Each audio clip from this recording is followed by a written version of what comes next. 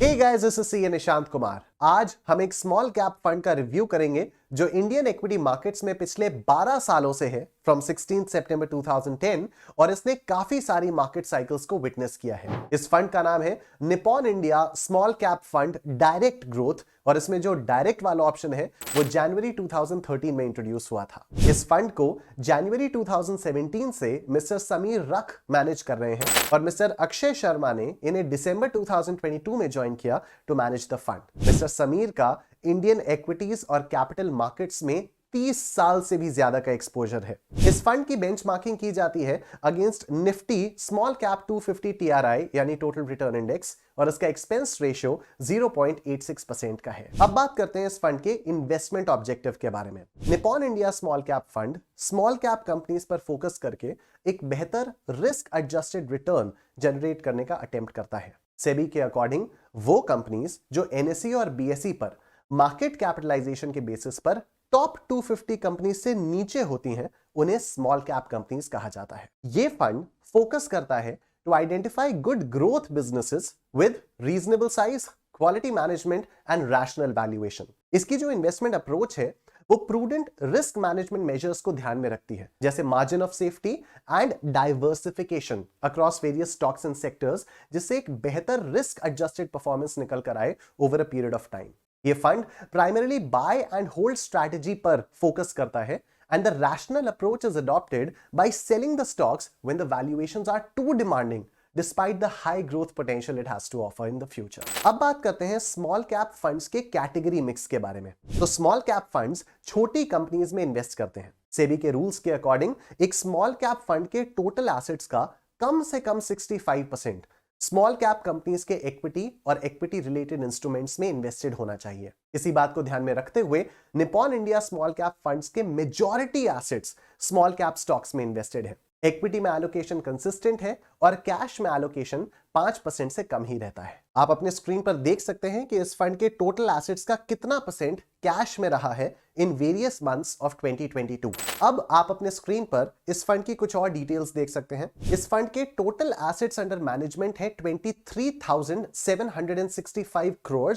इसका बेंचमार्क है Nifty small cap 250 TRI. इसका एग्जिट लोड है 1% अप टू 1 मंथ, मतलब अगर इसमें पैसा इन्वेस्ट करने के 1 महीने के अंदर आपने इसको विथड्रॉ किया तो 1% के चार्जेस लगेंगे, और इसका पोर्टफोलियो टर्नओवर रेशियो 0.27 टाइम्स का है। अब बात करते हैं स्मॉल कैप फंड कैटेगरी के बारे में। तो सेबी ने म्यूचुअल फंड स्कीम्स को डिफाइन और कैटेगराइज 2017 में किया था। It was necessary to ensure uniformity across various equity mutual fund schemes. Large cap, mid cap और स्मॉल कैप का कैटेगराइजेशन मार्केट कैपिटलाइजेशन के बेसिस पर हुआ है।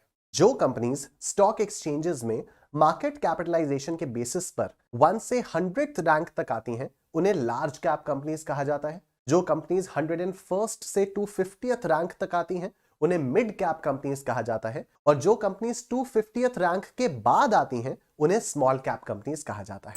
Now let's understand Nippon India small cap funds portfolio in terms of sectoral and stock exposure. आप अपने screen पर देख सकते हैं कि इस फंड ने मल्टीपल सेक्टर्स के स्मॉल कैप स्टॉक्स में अपने फंड्स का एलोकेशन कर रखा है। The top 10 companies account for approximately 57% of the funds total assets under management. इस फंड के पोर्टफोलियो में सबसे ज्यादा वेटेज इंडस्ट्रियल प्रोडक्ट्स की है, दैट इज 9.08%। उसके बाद बैंक्स की वेटेज है 8.12%, और फिर ऑटो कंपोनेंट्स की वेटेज है 7.20%। Nippon India small cap fund का एक वेल डाइवर्सिफाइड पोर्टफोलियो है जिसमें टोटल 150 स्टॉक्स हैं। The weightage of the top 10 stocks accounts for 18.3% of the funds net assets under management. Tube investments of India के अलावा किसी भी इंडिविजुअल स्टॉक का एक्सपोजर फंड के टोटल पोर्टफोलियो के 2% से ज्यादा नहीं है। In fact, there are many stocks which have exposure as low as 0.1% or 0.2% of the total portfolio. आप अपने स्क्रीन पर इस फंड के टॉप 10 स्टॉक्स का वेटेज देख सकते हैं। अब आप अपने स्क्रीन पर इस फंड का रिस्कोमीटर देख सकते हैं, तो you can see that this fund operates at a very high risk. अब देखते हैं कि इस फंड ने पिछले कुछ सालों में कैसा परफॉर्म किया है और कैसे रिटर्न्स जनरेट किए हैं।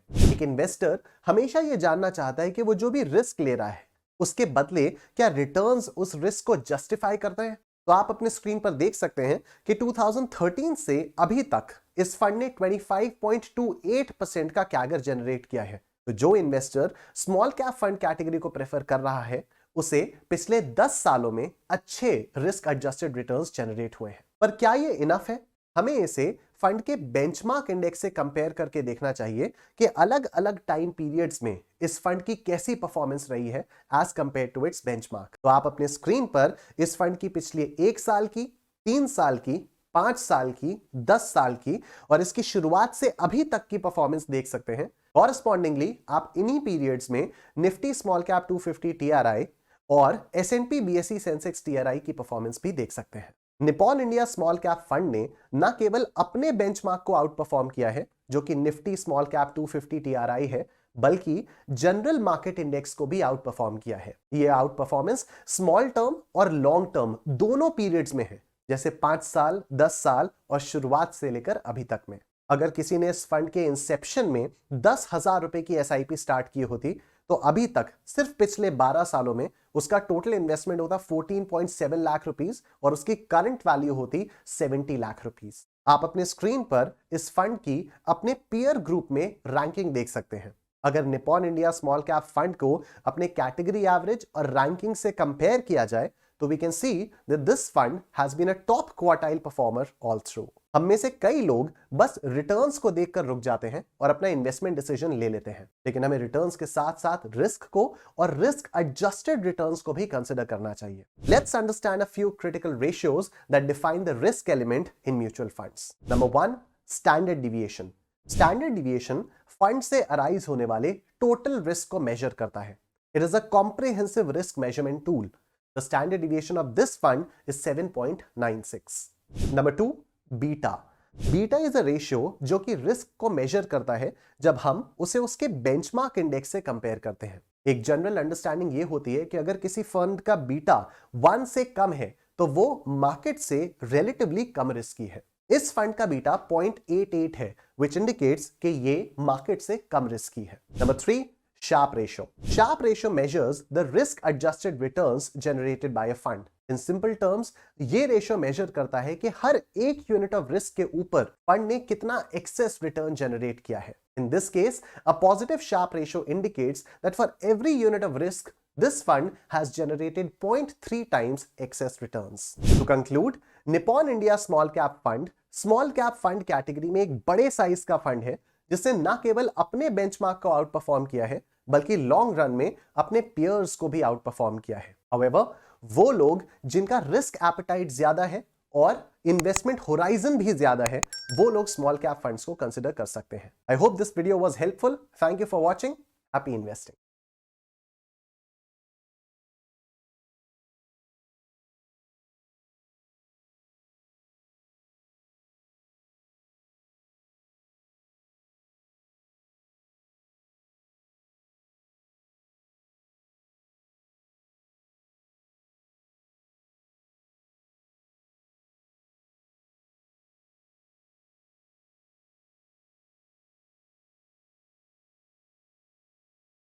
Mutual fund investments are subject to market risks. Read all scheme-related documents carefully.